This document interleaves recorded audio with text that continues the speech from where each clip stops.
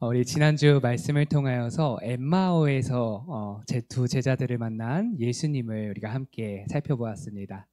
그리고 이 엠마오에서 두 제자들은 예수님을 만나고 정말 영안이 떠져서 정말 예수님이 그인 줄 알고 정말 기뻐하며 예루살렘으로 돌아왔죠. 그리고 함께 공동체에서 정말 부활하신 예수님을 간증하는 그 모습으로 우리 지난주 말씀을 함께 나누었습니다.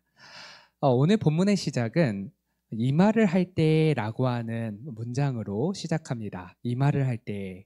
바로 지난주 설교 본문 그 상황이 벌어지고 있는 그때에 서로가 간증하면서 내가 부활하신 예수님을 만났습니다 라면서 그렇게 간증하고 있는 그 말을 할 때에 그때 벌어진 일입니다.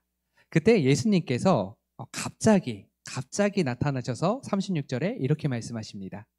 예수께서 친히 그들 가운데 서서 이르시되 너희에게 평강이 있을지어다 하시니, 정말 갑자기 예수님께서 문을 열고 들어오신 것도 아니고 막 토론을 하고 있는 내가 간증하고 있는 그 장면에 갑자기 예수님이 뿅 하고 나타나신 거예요. 뿅 하고 나타나셔서 너희에게 평강이 있을지어다 라고 말씀하세요. 여러분 이렇게 예배 드리고 있는 가운데 갑자기 예수님이 뿅 하고 나타나시면 얼마나 놀라시겠어요. 근데 우리들의 마음과는 상관없이 예수님은 평강이 너에게 있을지어다. 여기서 평강이 있을지어다 라고 하는 표현은 오늘날로 말하면 이런 겁니다. 갑자기 예수님이 뿅 나타나셔서 여러분들 앞에서 샬롬 이렇게 인사하시는 거예요. 여러분 여기서 평강이 있을지어다 라고 하는 표현은 일반적인 인사법입니다. 일반적인 인사. 우리들이 보기에는요, 예수님이 이 자리에 뿅 하고 나타나시는 것은 엄청난 신비예요. 놀라운 일이고 어쩌면 두려운 일이고 이 제자들처럼 와 이거 귀신이 아니냐 영이 아니냐라고 얘기할 정도로 엄청 놀라울 만한 일이에요. 하지만 이 놀라울 만한 일이 우리에게는 놀라울 만한 일이지만 예수님께서는 이것이 놀라울 만한 일은 아니죠. 예수님은 하나님이시기 때문에, 하나님은 모든 일을 할 수 있으시기 때문에 그냥 일반적으로 이거 나에게 일반적인 일이야, 너희 놀라지 말렴 하면서 그냥 일반적인 인사를 건네고 계시는 겁니다. 이렇게 예수님은 갑자기 나타나셔서 이들 사이에서 일반적인 하나님의 능력을 보이고 계십니다. 그런데 이 부활하신 예수님께서 샬롬하고 인사하고 있는 그때 이 사람들은 예수님을 보면서 어떤 감정이었느냐. 37절에 그들이 놀라고 무서워하여 그 보는 것을 영으로 생각하는지라 라고 나옵니다. 그들이 놀라웠대요. 그리고 무서워하였대요. 그쵸? 예수님이 갑자기 사라지셨다가 나타났으니 얼마나 놀랍겠어요.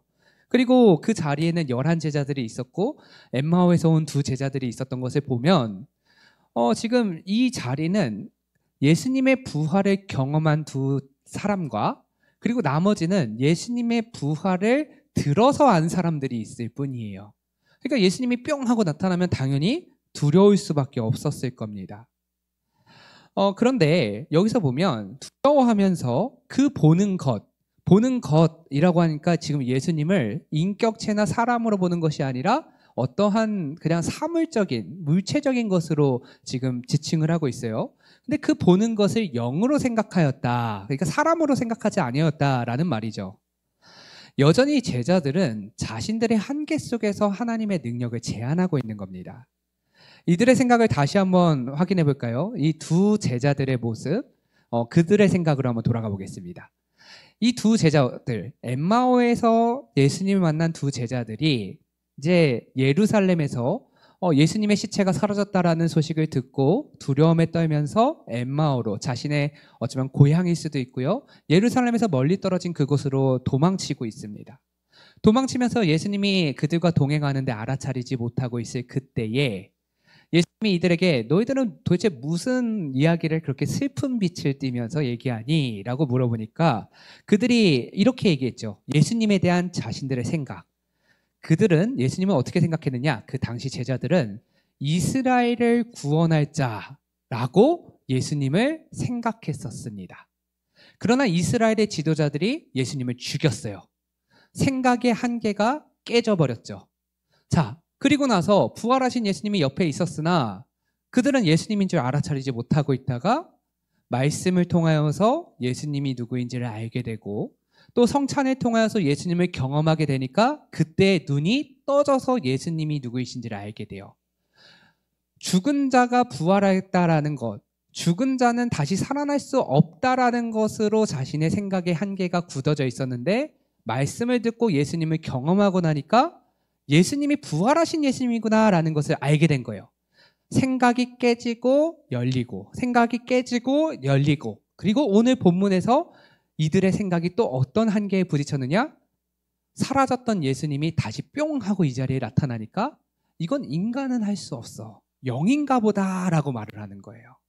여기서 좋은 말로 영인가 보다라고 이야기를 하지 쉬운 말로는 귀신이 나타났다. 이것과 별반 다르지 않습니다.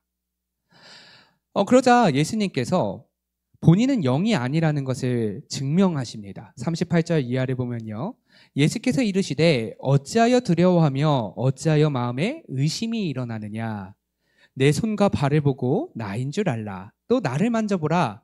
영은 살과 뼈가 없으되 너희 보는 바와 같이 나는 있느니라. 이 말씀을 하시고 손과 발을 보이셨어요.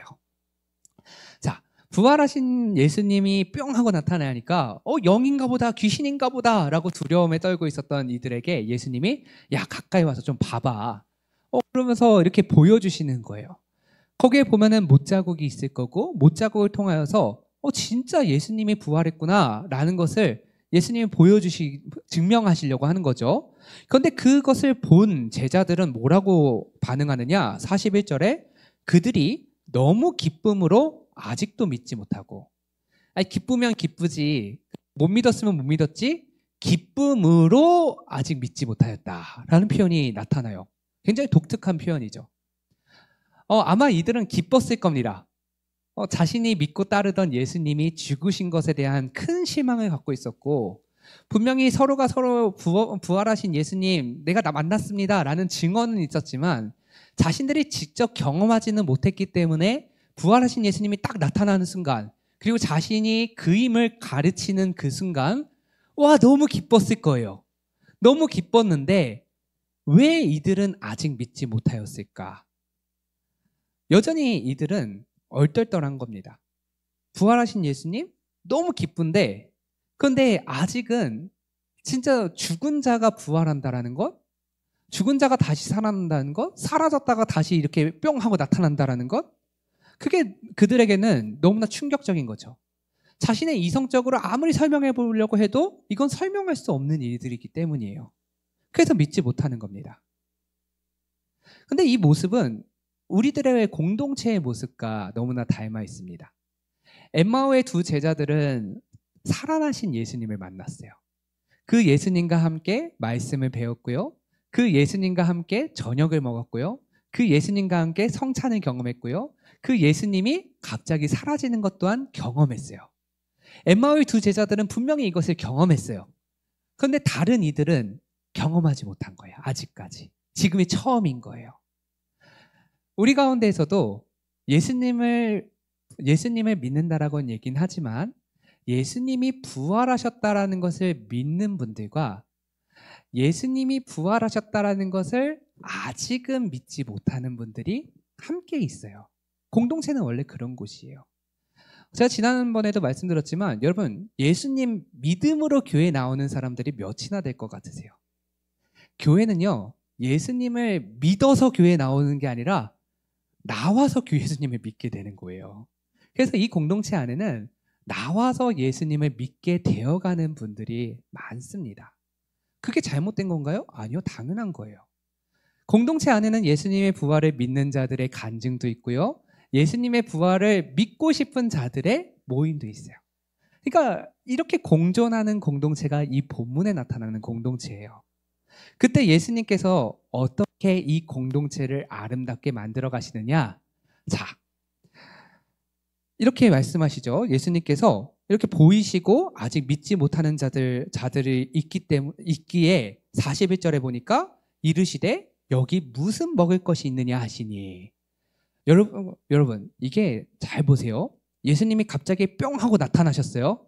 나타나셔서 야, 나 진짜 내가 죽은 예수야. 하면서 이렇게 보여주세요. 상처를 보여주세요. 그래서 그 상처를 보면서 와 너무 기쁜데 진짜 예수님인가 아닌가 하고 있는 그때 야, 밥 좀 갖고 와라. 예수님이 먹을 걸 너무 좋아하셔서 이런 걸까요? 그건 아니에요. 예수님이 왜 먹을 것을 가져오라 라고 말씀하셨냐면 잘 생각해 보세요.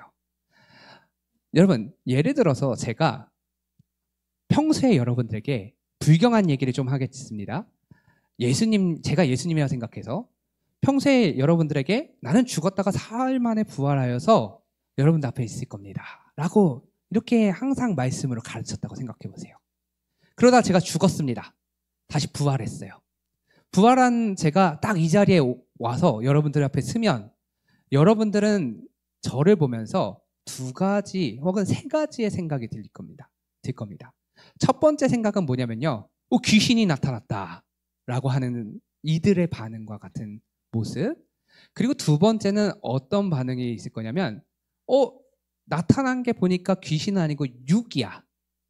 그러면 두 가지 반응이 생깁니다. 하나는 시체가 돌아다닌다. 그리고 다른 하나는 시체가 아니라 살아있는 상태다.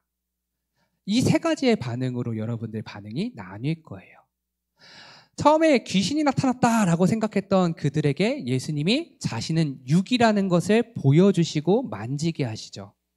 자, 보고 만진 자들은 이제 이 자가 육이라는 건 알았어요. 그러면 두 가지의 반응 중에 하나인 겁니다. 죽은 시체가 돌아다닌다 혹은 진짜 부활하신 자다. 생명이 있는 자다. 근데 죽은 시체는요, 먹을 필요가 있습니까? 없습니까? 없어요. 먹는다라는 것은 살아있는 존재만 먹을 수가 있는 겁니다. 살아있지 않은 존재는 먹을 필요가 없는 거예요. 예수님이 여기서 왜 먹을 것을 달라라고 말씀하시냐면 살아있다라는 걸 보여주시려고 내가 죽은 시체가 돌아다니는 게 아니라 진짜 죽음에서 다시 살아난 생명의 존재임을 보이고자 먹을 것을 달라라고 얘기를 하시는 거예요. 그러자 이들이 생선 한 토막을 줍니다. 그 당시에 이들이 먹었던 생선은요, 민물고기고 정어리과의 생선이에요. 그래서 크기가 그렇게 크지 않습니다. 보통은 한 접시에 한 4-5마리를 둬야 이게 한 끼의 식사가 될 정도의 작은 생선이에요. 한 토막을 줬다는 것은 먹어봐라 인 거예요. 너가 진짜인지 한번 먹어봐라 이겁니다. 근데 여기서 우리는 신앙교육이 뭔지를 알 수가 있어요. 제가 그 종교교육을 공부했고 기독교 교육을 공부했습니다. 근데 제가 종교교육을 공부할 때 여러 종교들을 공부를 해요.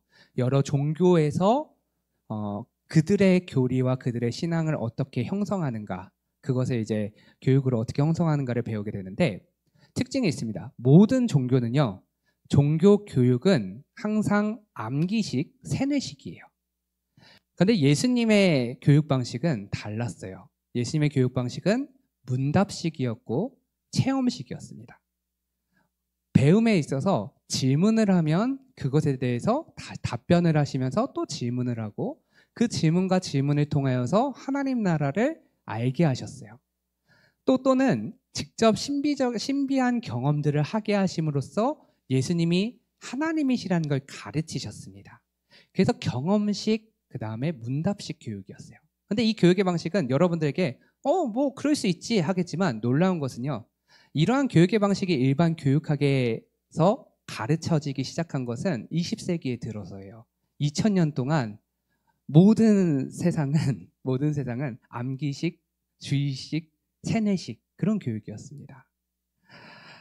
그런데 신앙교육이라고 하는 것을 살펴보면요, 여러분 정말 신앙교육을 우리 자녀들이 신앙이 자라나기를 원한다면 예수님이 가르쳤던 방식대로 가르치면 돼요. 예수님이 어떻게 가르치셨느냐? 본인을 경험하게 하셨어요. 다시 말하면 우리 자녀들 또 우리의 신앙이 성장하기 위해서는 어떻게 하면 되냐면 예수님을 경험하는 자리로 가야 돼요. 그리고 예수님을 경험하셔야 됩니다. 그러면 여러분들이 예수님을 경험하시면 예수님 만날 수가 있는 거예요. 예배의 자리도 마찬가지입니다. 교회 역사 속에서요, 예배가 어떤 거냐면 초대교회의 예배의 형식, 예배의 모습을 보면 오늘날의 예배의 모습과는 전혀 다릅니다. 사실 저는 그렇게 생각해요. 예수님이 재림하셨다고 생각해서 우리 하늘의교회 예배에 딱 본당에 들어오셨다고 생각해 보세요. 너무 행복할 것 같아요. 아, 예배하는 중에 예수님 재림하셨으니까. 그런데 예수님이 이 예배 현장을 보면서 뭐라고 생각하실까요? 초대교회의 모습과는 전혀 다른 예배의 형식이 오늘날 진행되고 있죠. 예수님께서 가르치셨던 예배의 모습들, 초대교회 공동체의 모습들을 살펴보면 그때에는 함께 모여서 물론 예수님 사후에는 서신서를 함께 읽었습니다. 함께 서신서를 읽고요. 서신서를 읽고 난 다음에는 떡과 잔을 나누면서 성찬을 하면서 간증을 했어요. 내가 한 주 동안에 하나님께서 이러한 일을 하셨습니다. 나의 삶에 이런 일을 하셨습니다. 간증을 하고 성찬을 하고 또 서신서의 내용들을 통하여서 구약에 있는 말씀들이 이렇게 예수님께 임했습니다. 말씀을 나누고 그게 하나의 예배였어요. 그런데 오늘날 예배의 형식을 볼까요? 오늘날 예배의 형식은 오셔서 여러분들 찬양을 합니다. 그리고 지금 여러분들 말씀을 들어요. 말씀을 배워요. 그리고 뭘 하죠? 예배 끝나면 축도하고 예배 끝나면 집에 갑니다. 이 예배의 형식과 초대교회의 공동체의 모습은 너무 달라요. 그런데 우리 예배, 주일 예배에서 부족한 것이 있다면 바로 예수님을 경험하는 것이 부족하다라는 거예요. 예수님을 경험하는 것이 부족하다. 예배는 예수님을 경험하는 자리인데 왜 이것을 부족하다고 말하느냐? 일주일에 비해서, 일주일 동안 우리가 살아가는 시간에 비해서 예배 1시간? 이거는 정말 은혜 받기에는 너무나 부족한 시간인 거예요. 물론 하나님의 주권적인 역사로 은혜 받을 수 있어요. 하지만 이 시간은 너무 부족한 건 사실입니다. 그래서 우리 초대교회에서부터 초대교회에서부터 예배의 예전들이 발전하기 시작하면서 우리 교리적으로 보면 여러분들 세례교육 받을 때 제가 그걸 강조했을 거예요. 은혜의 도구가 있습니다. 은혜의 도구는 3가지입니다. 말씀과 기도와 성례전입니다. 라고 말씀을 드렸어요. 자, 말씀 매 예배 때마다 진행이 돼요. 성례전, 우리 원로 목사님께서도 예전에 한번 은퇴 전에 말씀하셨듯이 여러분 성례전은 원래 매 주일 예배 때마다 드리는 게 원칙입니다. 하지만 예배 시간 1시간 내에 이걸 할 수가 없으니까 분기별, 그 분기별로도 안 되니까 상하반기 이런 식으로 진행이 되기 시작한 거예요. 예배 은혜를 경험할 수 있는 경험의 장이 조금씩 줄어들기 시작한 거예요. 경험만이 다가 아닙니다. 44절부터 47절까지 살펴보면 예수님은 모세의 율법, 선지자의 글, 시편에서 자신에게 기록된 모든 것이 성취되었음을 설명하십니다. 말씀을 가르치세요. 마음을 열어서 깨닫게 하시죠. 여기서 우리가 신앙교육에 대해서 알 수가 있는 점은 저 엠마오 때도 마찬가지였습니다. 엠마오 때 예수님이 동행하시면서 무엇을 가르치시느냐? 말씀을 가르치세요. 그리고 말씀을 가르치시고 난 다음에 성찬을 통하여서 예수님과 연합하는 것을 경험케 하세요. 그러니까 그들이 부활하신 예수님을 믿게 되는 영안이 떠지는 거예요. 11 제자들 이 모임 가운데도 마찬가지입니다. 예수님이 함께하고 계세요. 함께하고 계시면서 무엇을 가르치시냐? 말씀을 가르치시고 예수님의 손과 발을 보라 하면서 경험시켜 주시는 거예요. 예수님을 경험하고 말씀을 배우는 그것이 믿음의 길로 나아가는 방법입니다. 그게 예수님의 방법이에요. 우리가 주일 예배만 나오게 되면 어떤 일이 발생하느냐? 사실 주일 예배는요, 저는요, 너무 부족하다라고 생각해요. 너무 부족하다. 주일 예배에서 말씀을 이렇게 배우지만 여러분 주일 예배만 참석해서 말씀을 이렇게 배우기만 하시면요, 어떤 일이 발생하느냐? 그냥 제가 이게 조금 과한 표현이라고 생각하실 수 있지만 예수님을 믿는 자가 아니라 예수님을 아는 자가 됩니다. 종교 생활에 익숙해진 자들이 됩니다. 예수님을 체험하고 예수님에 대해서 알아야, 혹은 예수님을 알고 예수님을 체험해야 그래야 믿음의 길로 갈 수 있는 거예요. 2가지 중에 어떤 게 더 중요하다, 이걸 얘기하는 게 아니에요. 2가지가 같이 가야 돼요. 그런데 주일 예배는 너무 부족해요. 제가 자꾸 이 얘기를 드리는 이유가 뭔지 아세요? 여러분, 제가 조금 다른 얘기를 할게요. 제자훈련 신청하셔야 됩니다. 양육이 열리면 여러분 신청하셔야 됩니다. 선교 갈까 말까 하면 뭐라고 했죠? 가야 된다고 말씀드렸어요.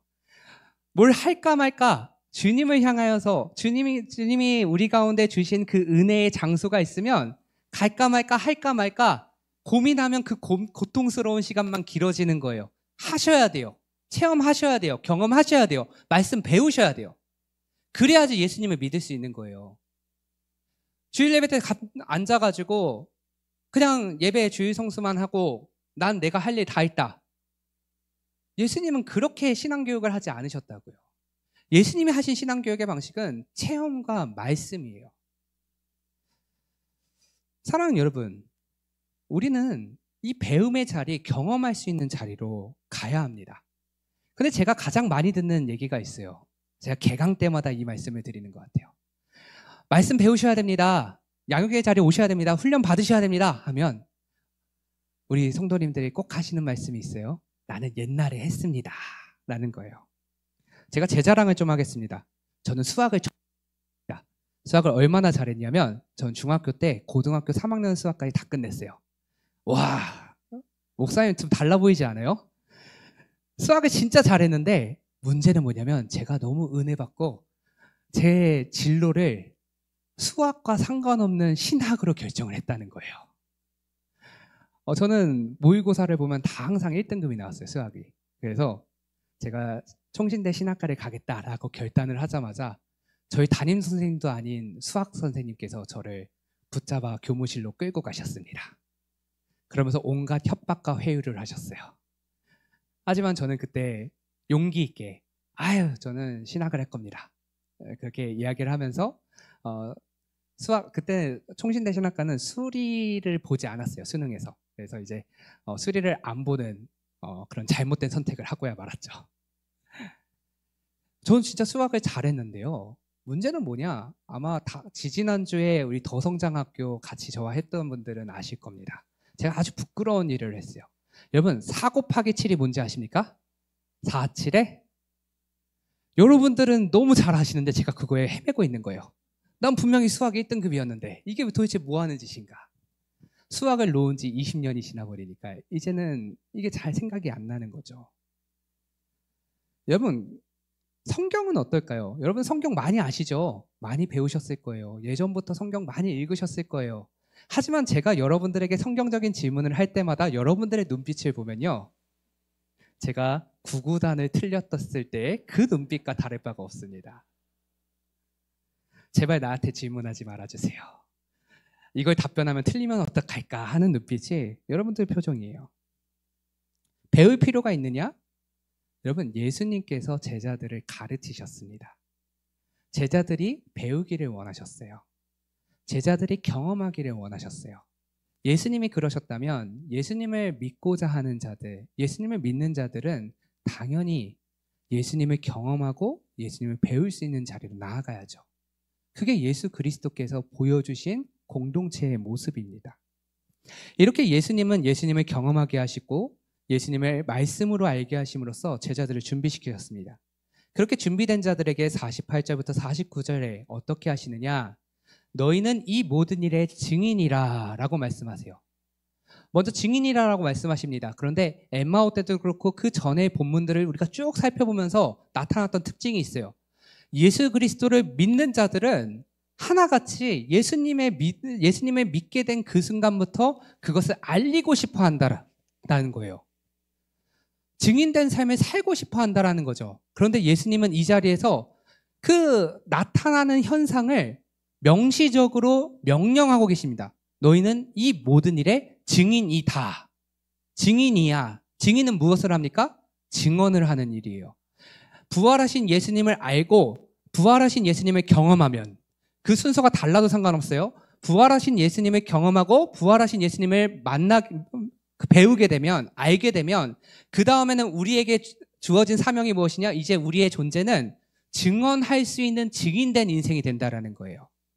근데 증인된 인생으로 살아가고 있는 자들 혹은 증인된 삶으로 내가 사명을 알아요. 그러면 이제 우리들은 어떻게 하느냐? 증인된 삶을 살아야죠.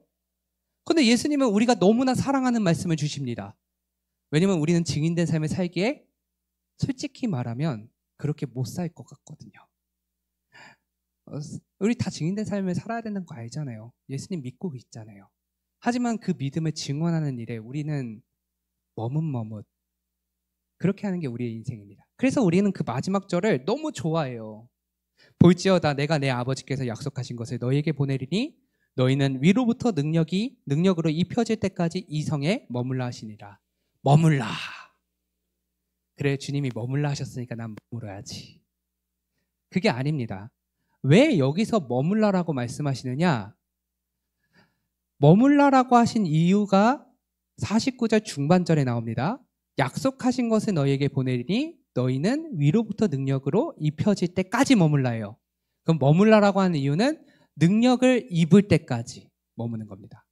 하나님의 능력을 입을 때까지. 하나님의 능력이 무엇이냐? 성령. 성령의 임재가 너희들 가운데 있을 때까지 머물라는 거예요. 왜 이 말씀을 주시냐면 여러분 전도를 해보신 분들은 아실 거예요. 처음에 예수님을 만나고 막 가슴이 뜨거워집니다. 그리고 교회 나오니까 교회에 막상 나와보면 나쁜 사람들 하나 없어요. 다 어쩜 세상에 이렇게 좋은 사람들만 있는지 모르겠어요. 그러니까 너무 행복해요. 그래서 막 예수님을 전하고 싶어요. 그래서 전해요. 아이 너나 가 이렇게 말씀하시는 분들도 있지만 그래 나도 한번 가볼까? 이렇게 하시는 분들도 있어요. 반응하시는 분들도 있어요. 물론 오늘날 우리들은 잘 알고 있습니다. 우리가 복음을 전할 때 복음을 듣고 반응하는 것은 내가 하는 것이 아니라 하나님이 하시는 거예요. 우리는 그걸 잘 알고 있어요. 하지만 이때는 아직 모르고 있을 때예요. 이들이 정말 증인된 삶 살아라 여기까지만 멈췄다면 아마 이들은 가서 열심히 증인된 삶을 살았을 거예요.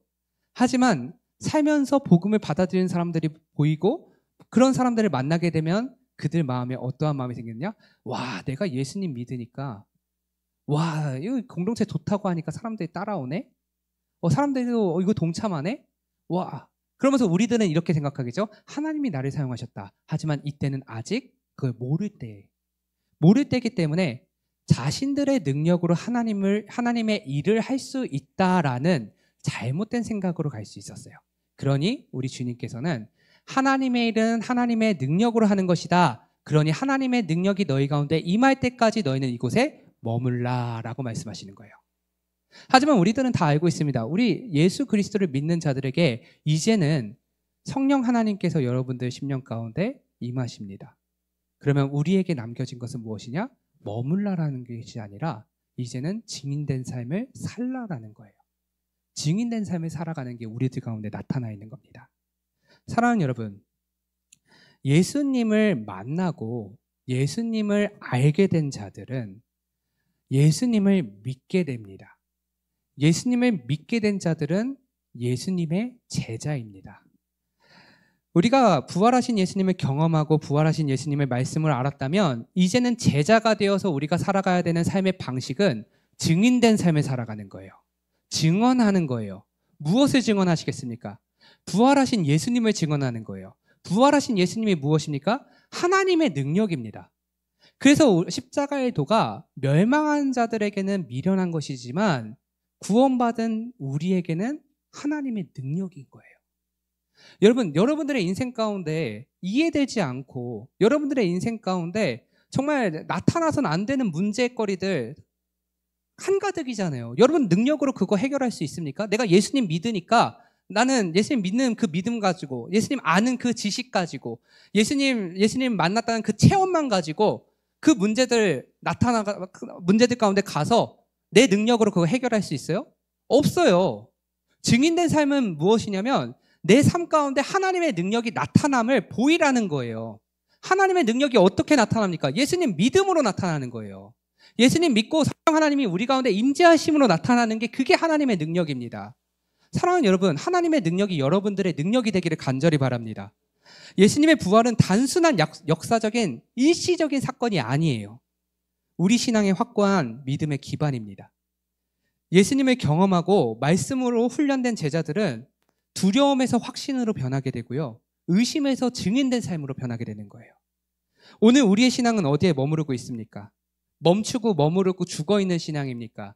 아니면 부활하신 예수님을 만나서 부활하신 예수님을 알게 돼서 부활하신 예수님을 믿어서 생명력 넘치는 인생이십니까? 본문이 말합니다. 너희는 이 모든 일의 증인이라. 증인의 신앙으로 살아가는 저와 여러분들 되시기를 간절히 축원합니다. 그리고 우리 한우리 교회가 이러한 증인된 신앙으로 말미암아 생명을 살리고 영혼을 세우는 능력 있는 교회, 하나님의 능력이 나타나는 교회가 되기를 간절히 축원합니다. 기도하겠습니다.